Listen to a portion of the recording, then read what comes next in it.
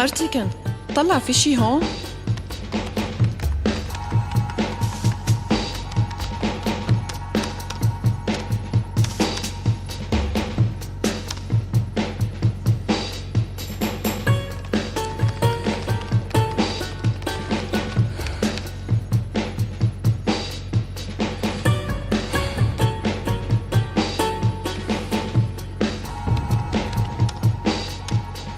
في حدا دخل على النظام.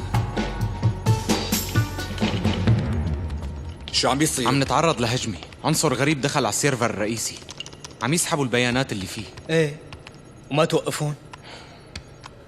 ما في اعمل شي من هون. اتصلوا بعاكف. راح اتصل.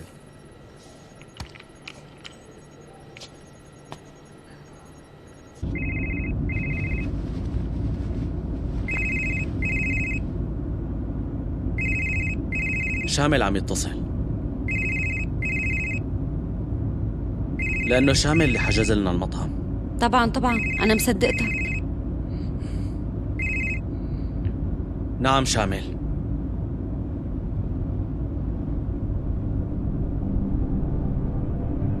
طيب، جاي لهنيك فورا. ارجعي على المركز بسرعة. أينورة،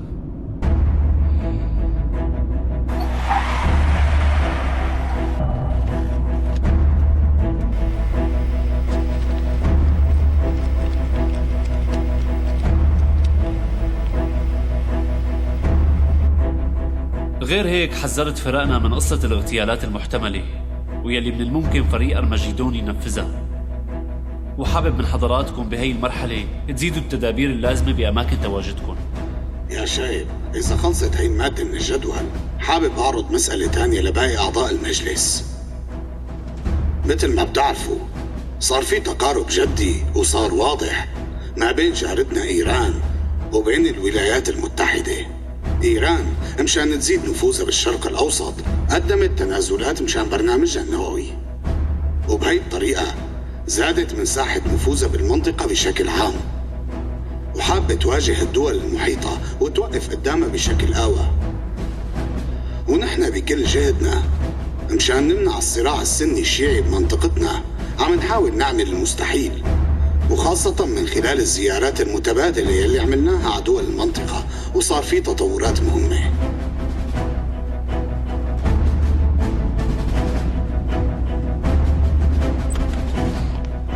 اي نعم عاكف. تيمور في وضع طارئ، خبر الشايب فورا. بس هلأ في اجتماع المجلس، ما فيني. في هجمة يا تيمور، لازم نلغي اجتماع المجلس فورا. بتفوتوا بتخبروا.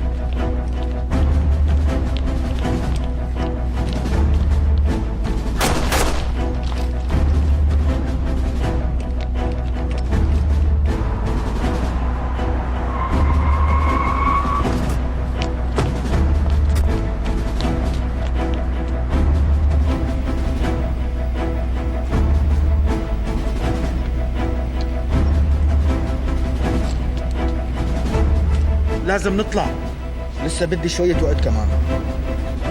في عنا الجانب الروسي بتوازنات المنطقة، مشان هيك قدرت تورجيها لأمريكا قوتها بالمنطقة، خاصة من خلال التحركات اللي عملتها بخصوص قرارات مجلس الأمن. فشلت كل القرارات المرتبطة بالمنطقة رغم أنف أمريكا.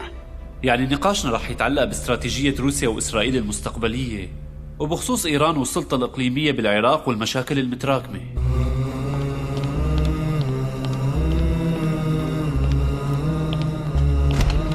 فاتوا على النظام تبعنا سيدي. قطع الكهرباء، الكل يسكر أنظمته ونزلوا القواطع الرئيسية اللي موجودين فيها واطلعوا فوراً.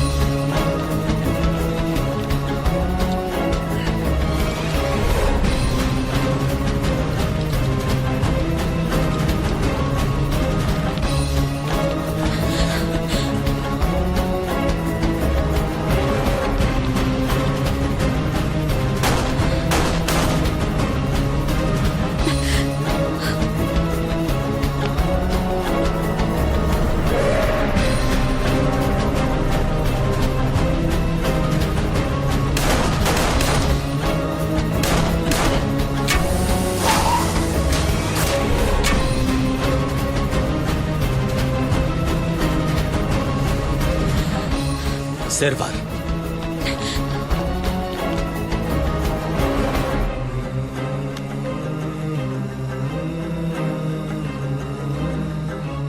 شغل حرفي.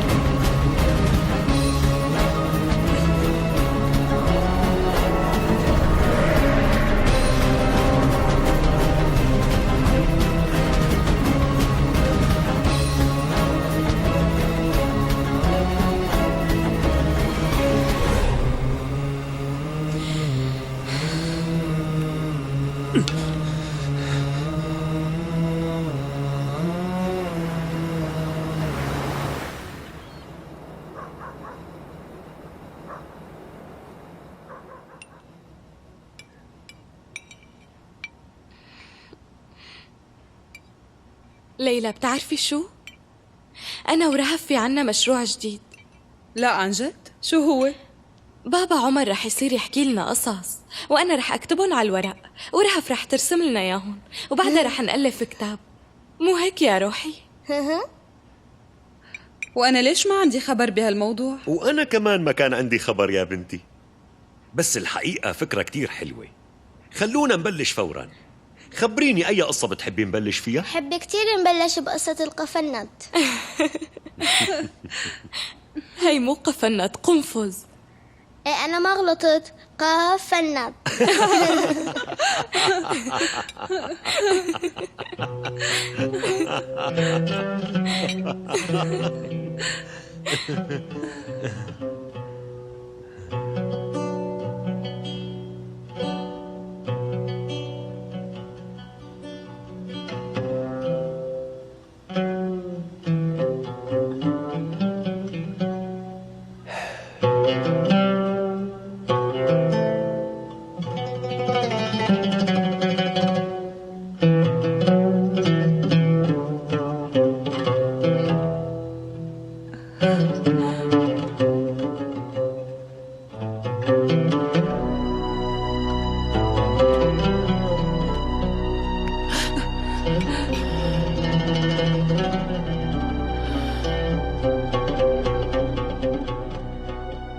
شو صار يا بنتي؟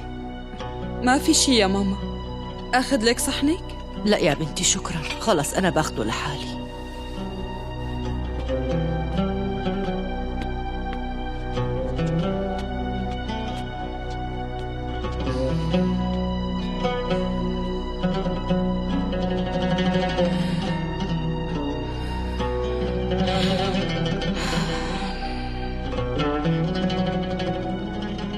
تعصبت مني شي؟ لا حبيبتي، شو عم تحكي؟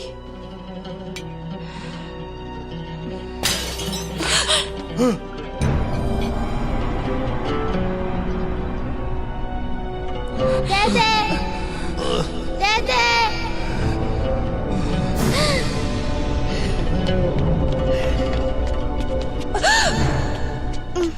يا إلهي.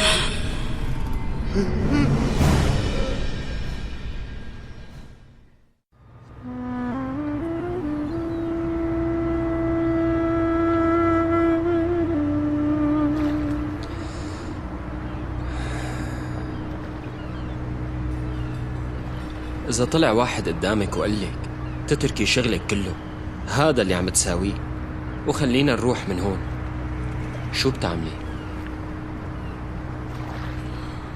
إذا كنت بحبه كتير ومتأكدة من إنه هو كمان كتير بيحبني ما بتردد وبمشي معه. طيب وأنت؟ لو كان من قديم كنت خفت، لأنه كان ممكن تنضر بسببي. وهلأ؟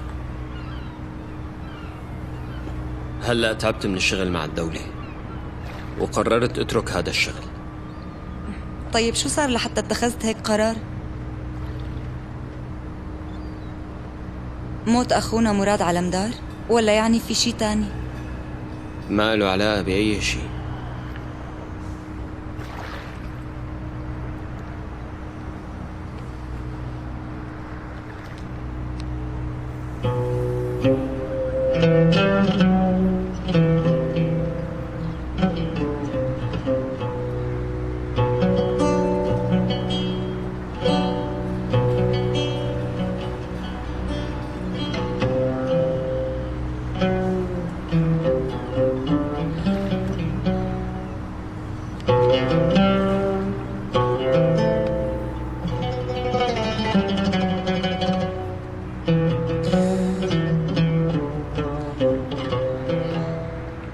شو هذا هلأ؟ هذا خاتم. يعني خاتم شو؟ عم تعرض علي شي شغلة؟ ايه صح. انت شو رأيك؟ يعني عم تطلب انه نتزوج؟ أكيد.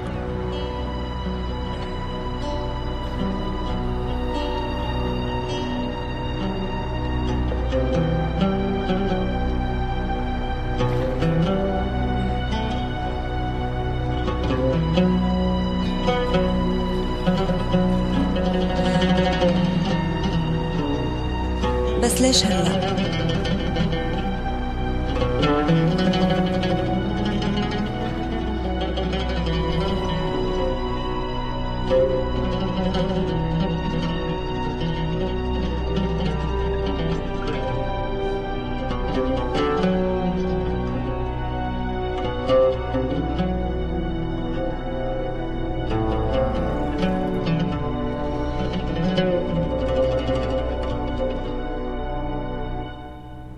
هذا يلي حاولت اشرح لك اياه. هي اول عملية مباشرة لإلهم، حتى الخسارة يلي خسرناها ما بنعرفها. سيدي، فايتين 12 دقيقة على نظامنا. ممكن يكونوا بهذا الوقت اكتشفوا أماكن أعضاء المجلس البقيانين وعرفوا كل المعلومات الخاصة فيهم. من هلأ ورايح اجتماعاتنا الجاية صار لازم نعملها بالطرق القديمة، عمل التحضيرات اللازمة. سيدي، إذا بهال 12 دقيقة قدروا ياخدوا معلومات أكثر من يلي متوقعينه بشوي،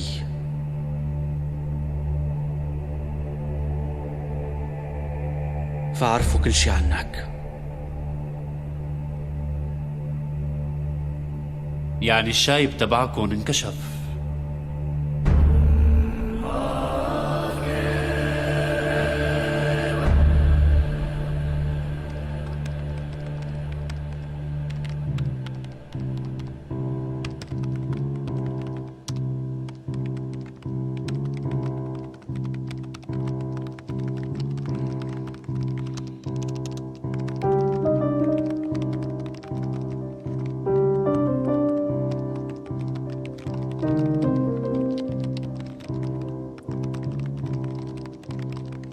شوية تانية رح نشوف كل المعلومات اللي أخذناها سيدي.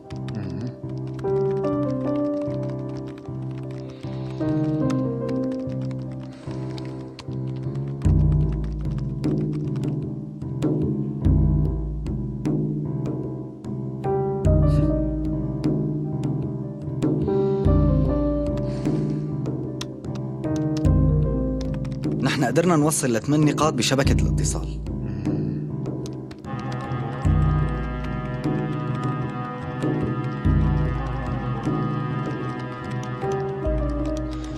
لنشوف إذا في حدا بتعرفه يا عابد.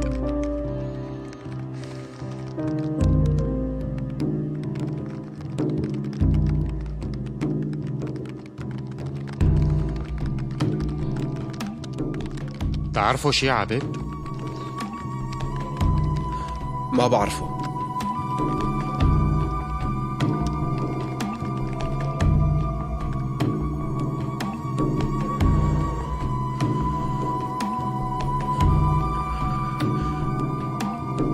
ايه طيب، وهذا بتعرفه شي؟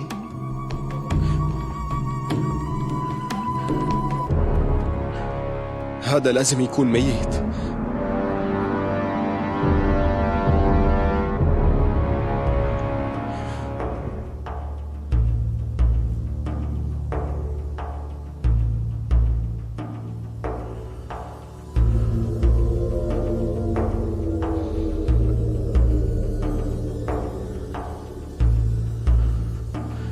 محمد أشرف، واحد من أعضاء المجلس القدامى.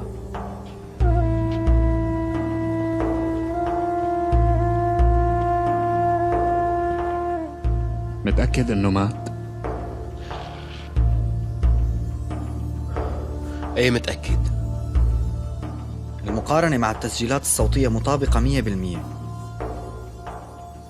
ومتأكدين من إنه الصوت اللي بالاجتماع لهذا الشخص. تحقق من هويته؟ عم اتحقق سيدي.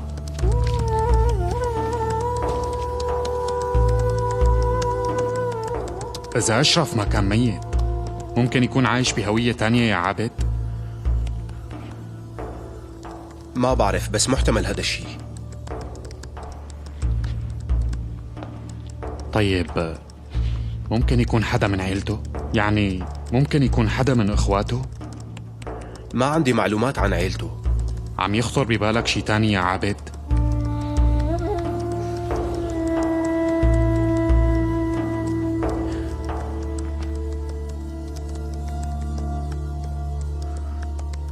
ممكن يكون شخص تاني وعاملين له عملية تجميل ناقلين وش أشرف عليه.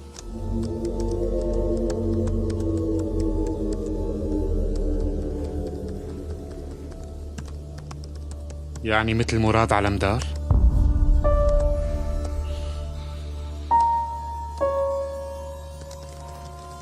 في شي معلومة جديدة؟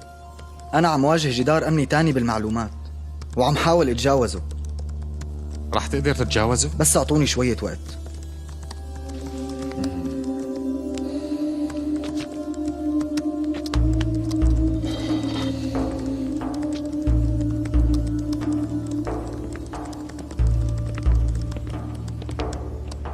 طيب شو مفكرين تعملوا بس توصلوا لكل المعلومات؟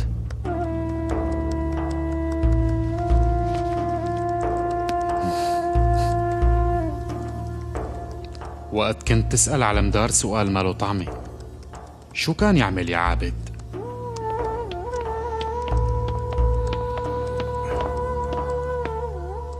سيدي الأستاذ بانتظاركم. ماشي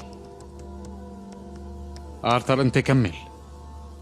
كل معلومة جديدة بتوصلوا لها تبعت لي إياها بنفس اللحظة. حاضر سيدي.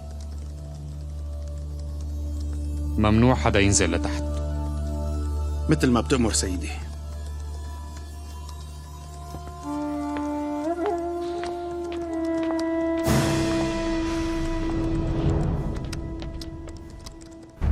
فريق الانترنت بالكي جي تي عم يحاولوا يعرفوا قديش قدروا ياخدوا كمية معلومات من نظامنا.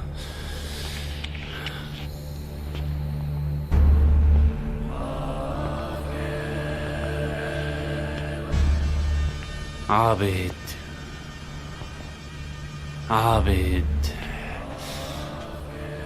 معلم، بتحب نوصل لعند عابد؟ إذا كان عن جد هو مانو خاين أكيد في ساعدنا. عابد إذا عرف إني عايش أكيد رح يتصل فينا.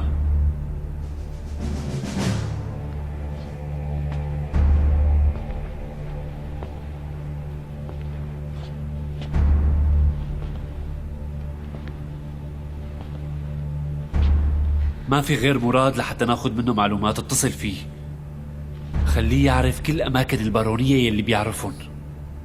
إذا حاولوا الحراس يخطوا أي خطوة تجاهنا رح نرد عليهم بلحظتها. بكل خطوة بيعملوها ضدنا في بارون. سيدي، خلال هاي الفترة ومشان سلامتك التزامك بالتواجد بالمخبأ رح يكون أفضل لإلنا كلنا.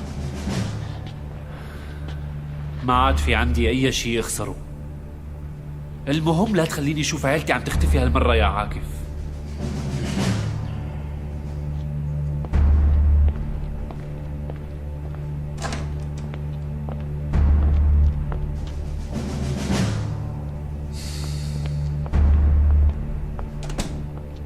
قديش الوضع سيء؟ لفينا ورجعنا على النقطة اللي بلشنا منها.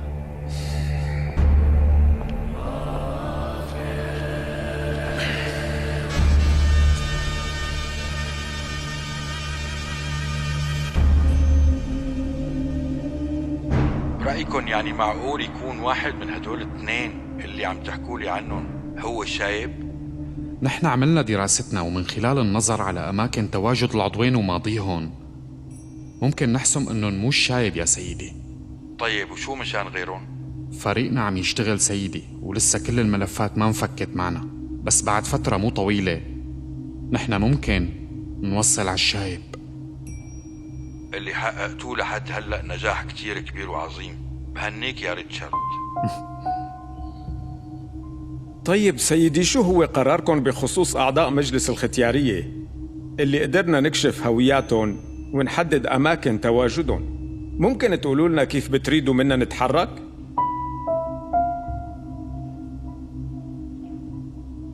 المسألة مو بس أعضاء المجلس أو الشايب، المطلوب هو حل جميع أنظمتهم وتدميرها. المعلومات اللي توصلنا لها من خلال التحقيق اللي عملناه مع أحد أعضاء المجلس، كنا قراب كتير من كشف مجلس الختيارية، بس يلي صار معنا اكتشفوا الاختراق، ونتيجة هالشي قرروا يدمروا حالهم، وعملوا هالشي مشان ما تنكشف أنظمتهم لإلنا ونقوم نحن بتدميرها، وبهي الحالة ممكن يدمروا حالهم.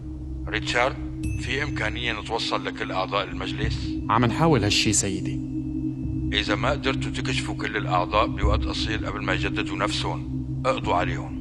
أمرك سيدي. قبل ما أنسى رونالد، إذا كنتوا رح تعملوا عمليات فلا تضل الشغلة استعراض عضلات وبس، ما تنسى مكتسباتنا المادية كمان. فهمت عليك سيدي، رح اتصل بالأماكن اللازمة واتصرف. رونالد، بدي إياك تشتغل هالشغلة بالتنسيق مع ريتشارد. مثل ما بتأمروا سيدي.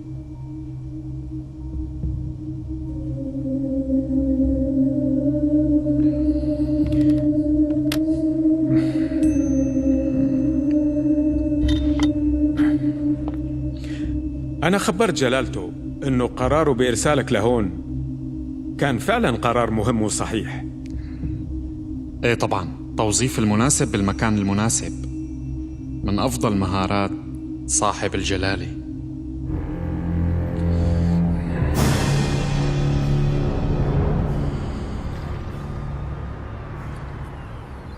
عبد الحي، سألتك سؤال، بدك تجاوبني شي ولا ما بدك تجاوبني؟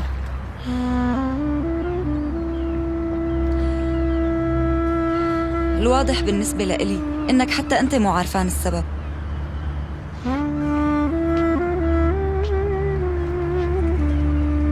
أنا كنت مختار من زمان، كنت مختار حياة معينة، وما كان في مكان بهي الحياة لزوجي، ولا في وقت. لو كنت مقدم لك هذا العرض من قبل وانت قبلتي فيه كان حيصير ظلم عليك. طيب شو اللي تغير؟ أنا اللي تغيرت، تخليت عن كل شي كنت مآمن فيه من زمان، وهلأ ما عاد بقدر أعيش حياة ماني مآمن فيها. أنا هلأ طالب حياة جديدة، وحابب تكوني انتي جوات هاي الحياة كمان.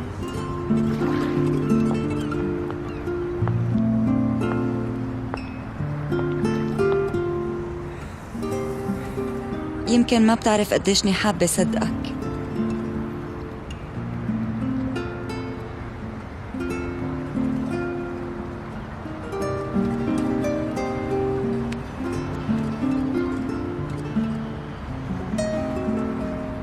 أنا دائما كنت صادق معك، وهلأ أنا صادق،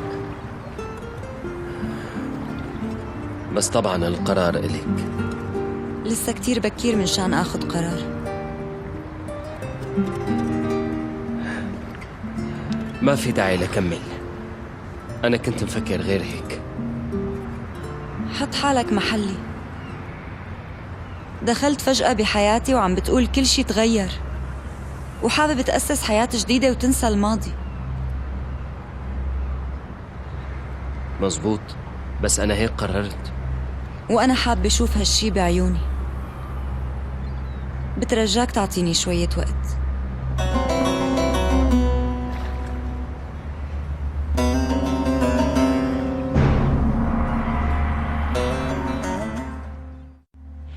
قول اللي بدك تقوله واطلع. لازم نعرف أماكن تواجد البارونية. بدي إياك تحاول تتواصل معهم وتحدد أسماء قد ما فيك وتكشف مواقعهم. أنا ما بتحرك بكلمة منك. ما معنى وقت نضيعه بالحكي. الختيارية تحت تهديد كبير، إذا ما تحركنا بينتهي كل شيء. إذا الوضع كل هالقد جدي ليش ما حكى معي الأستاذ؟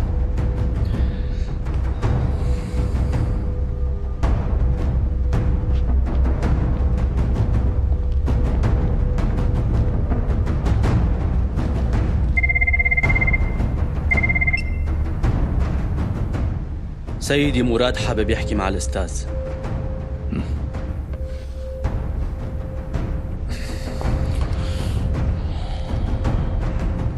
ايه مراد؟ سيدي شو هي حقيقة الموضوع ممكن أعرف؟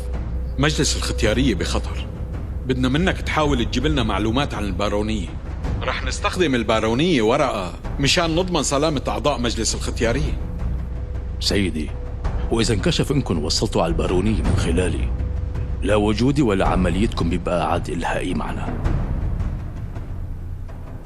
بهاللحظة هذا مخرجنا الوحيد يا مراد. اعمل المطلوب منك، لهيك أنت هونيك. بأمرك سيدي.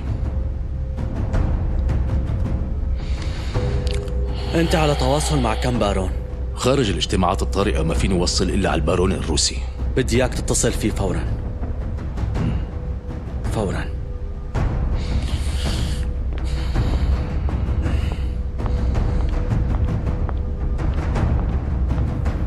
رح يعمل اللازم.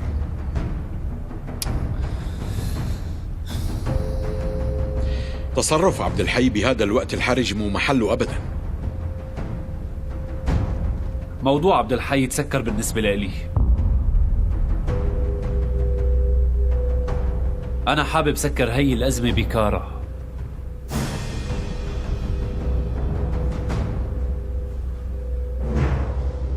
خلص ايه، خلص تركي بحالي، بعد عني. ايه خلص تركي.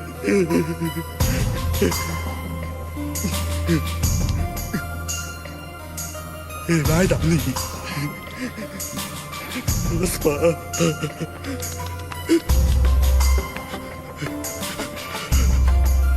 افتح تمك.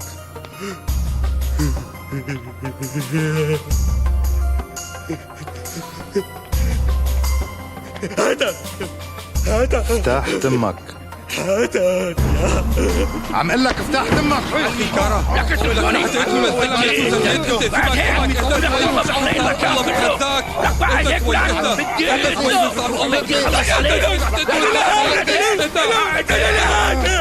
باخذ روحك في امان الله. حازم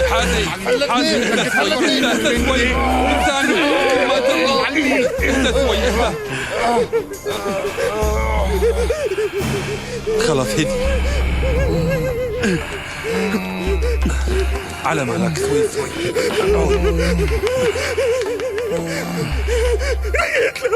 رعيت له كراس. حازم ادخل.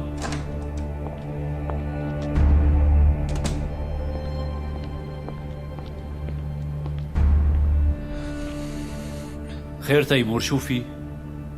الست الوالدة نقلوها على المشفى. خير ليش نقلوها؟ بصراحة مرتفع ضغطها ومغمى عليها، بس هلأ وضعها أحسن. رح يخلوها الليلة تحت المراقبة.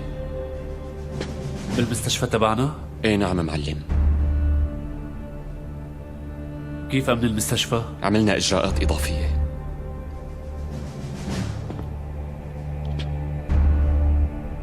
طيب.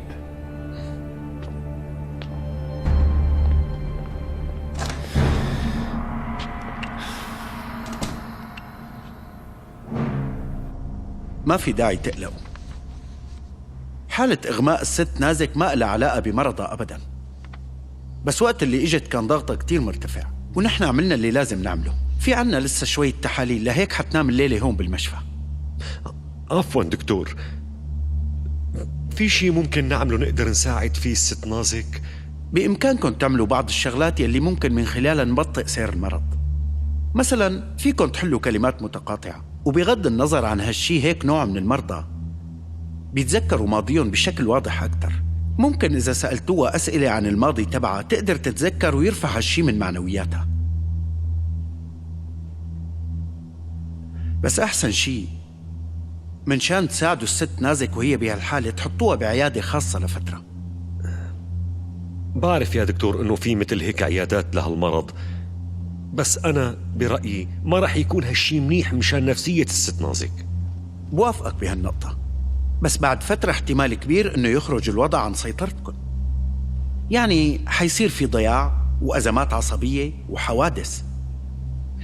على كل هذا خياركم، بس بتمنى تعيد النظر بالموضوع. ليلى، امتى رح نشوفها للتيتا؟ بس يطلع بابا عمر من عند الدكتور رح نروح لعندك كلياتنا.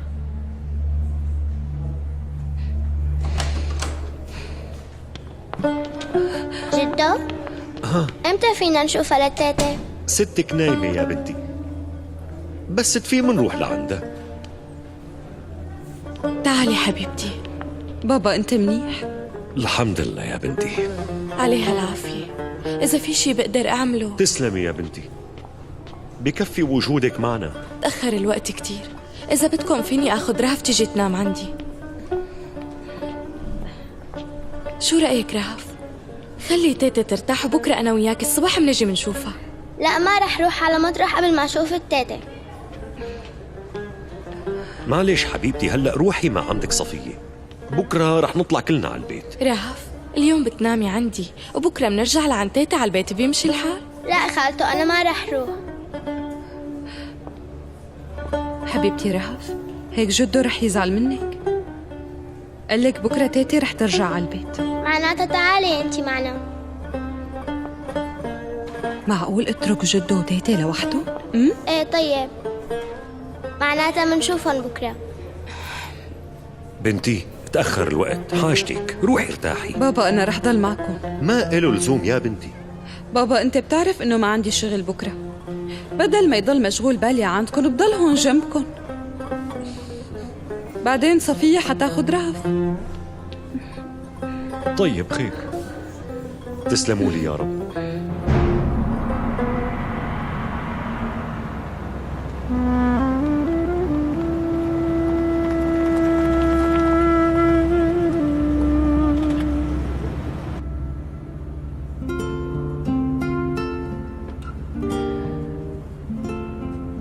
إذا ما عندك شي بكرة يا ترى فينا نلتقي؟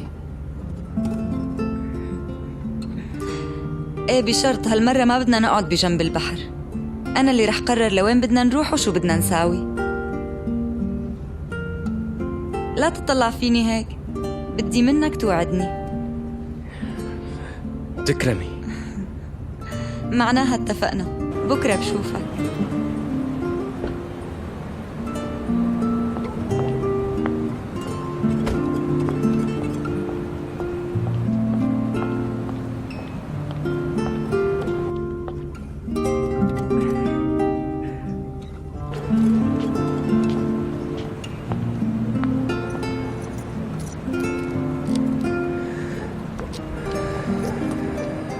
طيب عبد الحي، افترض انه انا ميت، انت شو بدك تعمل هلا؟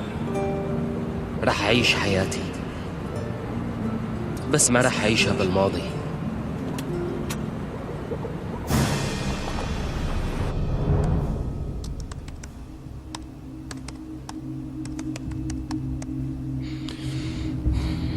مبسوط اني شايفك منيح. صار لنا زمان ما شفنا بعض. ما عم تفكر تجي على تركيا بهي الفترة؟ الحقيقة عم فكر اجي عن قريب، وسمعت انه المحقق ريتشارد كين موجود هلأ بتركيا. صح، من جديد تعرفت عليه. رح نشتغل سوا منشان المجلس الجديد يلي رح نأسسه. بفترة اشتغلنا سوا مع ريتشارد وقدر يعمل شغلات منيحة بأفغانستان. سبب اتصالي معك بعد إيغور تعطل شغل الطاقة بيناتنا. كان حاكي لي عن شخص يمشي الأمور ولسه ما اجتمعت معه. في شي مشكلة؟ لا، كل شي ماشي. ريسكون رح يكون قريب عندكم بتركيا. إذا ما في شي مانعني بكرة جاي على موسكو، عندي شوية لقاءات. قلت لحالي بشوفك بهي الحجة. للأسف أنا بكرة لازم كون بصربيا، وقربت خلص المسألة اللي حكيت لك عنها. عم تحكي عن شغلة منجم الذهب؟ لسه لهلا ما خلصت منه؟ حظي اجا مع ألباني تنح. للأسف اضطريت شارك ألباني تاني لطري الأمور شوي. خليني من هلا بارك لك، بس ترجع على موسكو خبرني مشان نلتقي. بأمرك صديقي.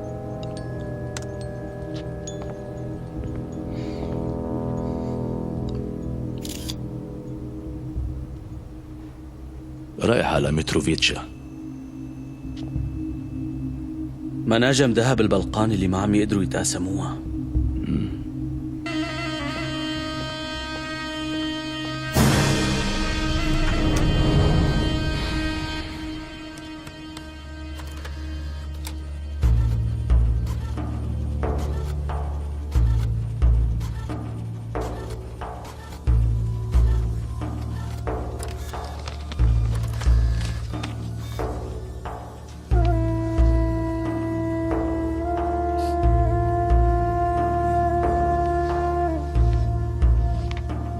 سيدي، نحن قدرنا نوصل لكل المعلومات بخصوص العضوين. سامي هو الأخ التوأم للعضو السابق المعروف باسم أشرف. شو أوضاع الملفات الثانية؟ لسه ما في أي تطور سيدي.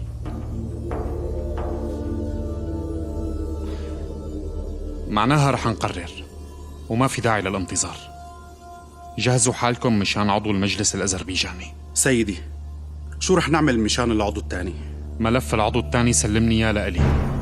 قدرنا نوصل للبارون الروسي سيدي. وينه هو؟ وقت حكى مع مراد قال له رايح على متروفيتش.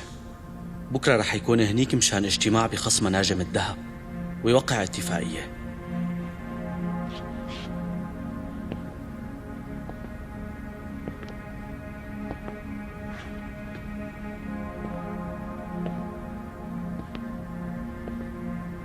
عاكف، المهم يعرفوا انه العملية تمت من قبلنا ردا على عمليتهم. الرسالة لازم توصلهم بوضوح.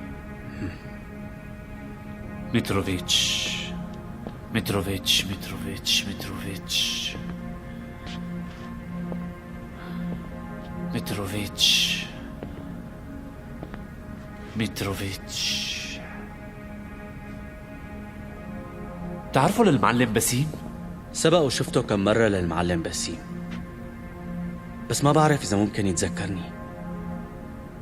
ابنه راسم بعرفه منيح. بتروح لعنده وبتوصل له سلام الكبارية. رح يكون معه في أمانة، وهالأمانة رح تفيدنا كتير. العملية تبعنا بتنفذها معه.